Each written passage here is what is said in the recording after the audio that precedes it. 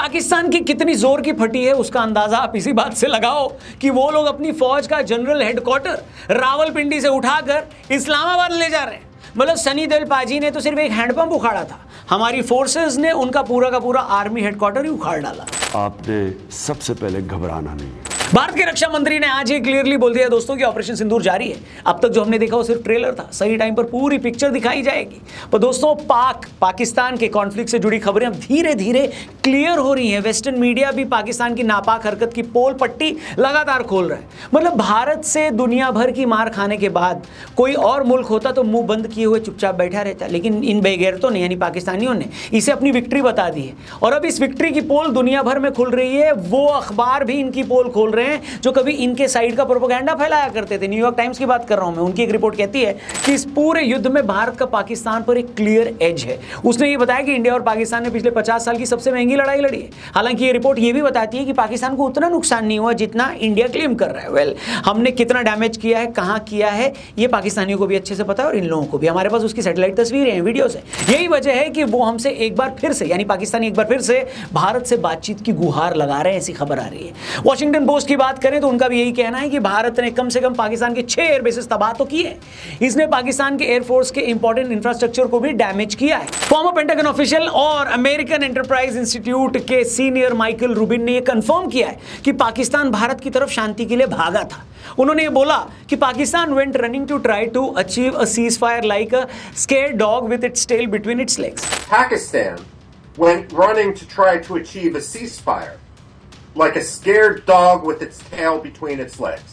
उनके स्टेटमेंट से dog lovers गुस्से में हैं। उनका यह कहना है कि डॉग जैसी लॉयल प्राणी को या प्रजाति को आप पाकिस्तान से कंपेयर करके कुत्ता समाज की बेइज्जती कर रहे हैं। तेरे नाम का कुत्ता पालो साले।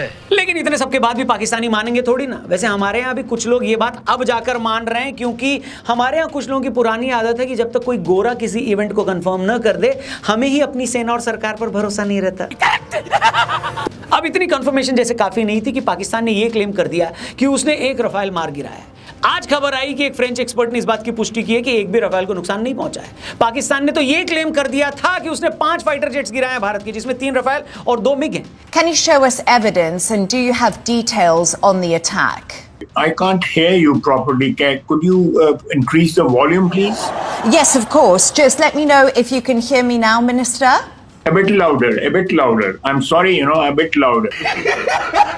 लेकिन एक रफाल तो उन्होंने गिराया है, इस बात की पुष्टि मैं भी करता हूं। एक वीडियो आई है जहां सिंध का गवर्नर इंडियन रफाल के कार्डबोर्ड को लेकर उसमें आग लगा रहा है और पैर से तोड़ रहा है। ये बासी उड़द के पापड़ जैसी शक्ल वाले इंसान सूट बूट पहनकर तैयार तो हो गया, लेकिन इनकी सोच देखकर पूरी दुनिया इनको यही कहती है। क्या कहती है?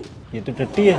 पर पाकिस्तानियों के जख्मों पर एक और बड़ा नमक रगड़ते हुए खबर आई Austrian aerial warfare analyst and military historian Tom Cooper की, जिन्होंने टाइम्स नाउ को दिए एक इंटरव्यू में बताया कि इसमें कोई शक नहीं कि इंडिया ने पाकिस्तान को इस हद तक घुसकर मारा है कि पाकिस्तानी एयरफोर्स की बस चीखें नहीं निकली हैं। उन्होंने इसको इंडिया की क्लियर कट विक्ट्री बताते हुए कह दिया है कि इसमें कोई शक नहीं है कि भारतीय एयरफोर्स ने पाकिस्तान के न्यूक्लियर एंट्रेंस पर भी हमला किया है। और अगर ये रेडिएशन वाली खबर सही है, जो कि लग भी रही है, तो पाकिस्तान अब लंबे टाइम के लिए ये कहना तो भूल ही जाएगा कि वो एक न्यूक्लियर पावर है। पर दोस्तों, भारत का असली पावर क्या है और कैसे भारत का फ्यूचर ब्राइट है या चैलेंजेस हैं, इन सब को हमने समझने की कोशिश करी एक फेमस वैदिक astrologer, vastu expert and public speaker Kartik Gaur से। एक अमेजिंग पॉडकास्ट हमने इनके साथ रिकॉर्ड किया है। एपिसोड का जो लिंक है वो डिस्क्रिप्शन में दिया है। जाकर इस पॉडकास्ट को हमारे टीआरपी चैनल पर यानी द रौनक पॉडकास्ट चैनल पर इसको जरूर देखना और अपने दोस्तों से भी इसे जरूर शेयर करना। आगे बढ़ते हैं। पाकिस्तान की बात करें तो एक तरफ जहां शहबाज शरीफ खुद ये चिल्ला रहे थे कि जनाब हम जीत गए, अब हमें 6 महीने का राशन दे दो इनाम में, वही दुनिया उनको बोल रही है कि भैया ये क्लियर कट भारत की विक्ट्री है। हमें नहीं कहना पड़ रहा है, दुनिया हमारी तरफ से बोल रही है। ये एक बड़ा फर्क है जिसे आराम से देखा जा सकता है। इसलिए अपना प्रोपेगेंडा कमजोर पड़ता देख शहबाज शरीफ अपने ठुल्ले मियां मुनीर के साथ पशरूर कैंटोनमेंट पहुंच गए। इस पूरे इवेंट को देखकर लोगों को इतनी हंसी आई कि क्या बताएं। पाकिस्तान इतना गधा मुल्क है ना कि उसने पहले हमारी डीजेएमओ की मीटिंग का स्टाइल कॉपी किया, फिर प्रेजेंटेशन देने के लिए पावर पॉइंट बनाया, कोई वीडियो वगैरह तो उनके पास था नहीं, अपने अफसर भी उसी सीक्वेंस में बिठा दिए जैसे इंडिया ने बिठाए थे। फिर पाकिस्तानियों ने क्लेम किया कि उन्होंने आदमपुर एयरबेस को निशाना बनाया और डैमेज कर दिया, भारत का S-400 भी तबाह कर दिया। इसके बाद प्राइम मिनिस्टर मोदी आदमपुर में उसी बेस कैंप में पहुंचे और S-400 भी वहां मौजूद था। फोटो देखी आपने उनकी। इसने पाकिस्तान की एक और प्रोपेगेंडा की पोल खोल दी, लेकिन नकलची पाकिस्तान ने इस बात को भी कॉपी कर लिया। शहबाज शरीफ भी यही स्टंट खेलने वहां पहुंचे जहां इंडियन एयरफोर्स ने सबसे कम डैमेज किया था। इस पूरे इलाके में सिर्फ उनका रडार सिस्टम ही इंडिया ने तबाह किया था। वैसे इस पूरे इवेंट को ऐसे ऑर्गेनाइज कराया गया कि हमारे यहाँ तो इससे अच्छा कॉलोनी में बच्चों की बर्थडे पार्टी ऑर्गेनाइज की जाती है। मतलब देखो पीछे बैनर लगा के ये लोग विक्ट्री क्लेम कर रहे हो यार, कैसे हो बे यार, लानत है। तुम लोगों से तो ये भी नहीं कह सकता हूं कि एक बाप की औलाद हो तो जरा अपने पीएम से सवाल पूछो, क्योंकि हर 10 साल में तो आप अपना बाप ही बदल लेते हो। पहले अमेरिका बहादुर आपका बाप था, फिर उसके बाद चाइना, हम तो खैर आपके पैदाइशी बाप हैं ही।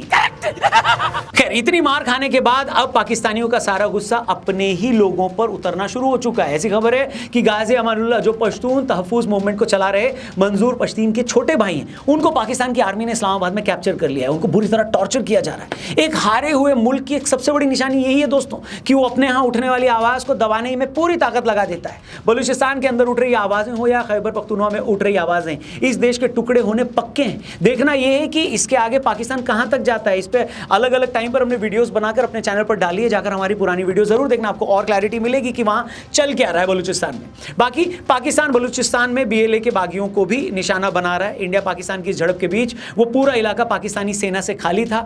अब जब उनको सांस लेने की फुर्सत मिली है तो वो अपनी पूरी फोर्स को इस रेवोल्यूशन को दबाने में लगा रहे हैं। BLA के लीडर्स ने इंडिया से अपील की है कि अगर इंडिया हमारी मदद करता है तो बलूचिस्तान को आजाद करा देंगे। एक अनट्रेंड आर्मी एक highly trend, so called highly trend और रिसोर्सफुल आर्मी को हराने की कगार पर खड़ी है। मतलब उस देश की आर्मी के लिए कितना बड़ा थप्पड़ है सोचिए। जैसा कि मैंने बताया बलूचिस्तान पर एक डिटेल वीडियो हमने बनाई है, डिस्क्रिप्शन में उसका भी लिंक दिया है, जरूर देखिएगा। आगे बढ़ते हैं।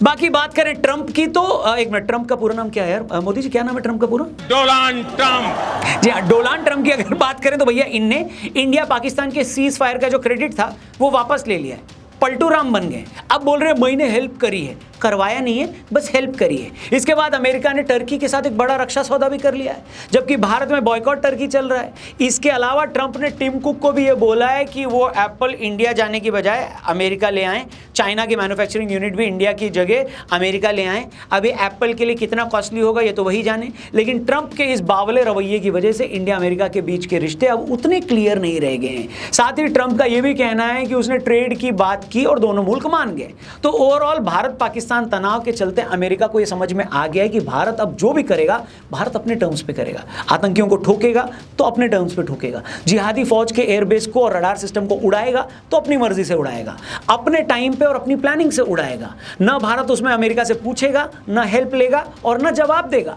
ट्रंप के जलने और सुलगने की एक वजह यह भी है कि इस वॉर में भारत की जीत हुई है तो क्रेडिट रशिया को भी गया है उनके हथियारों की वजह से। और अमेरिका के होते हथियारों के मार्केट में कोई और जयकांत शिकरे आई मीन कोई और सुपर पावर बने, कोई और इस एरिया का गुंडा बने, ये ट्रंप को हजम नहीं होगा। ट्रंप मतलब क्या नाम है ट्रंप का पूरा नाम क्या मोदी जी? Donald Trump. तो डोनाल्ड ट्रंप को ये हजम नहीं हो रहा है, इसलिए पाकिस्तान की ये ठुकाई पाकिस्तान से ज्यादा तकलीफ अमेरिका और चाइना को दे रही है। समझ रहे हो? तू समझा?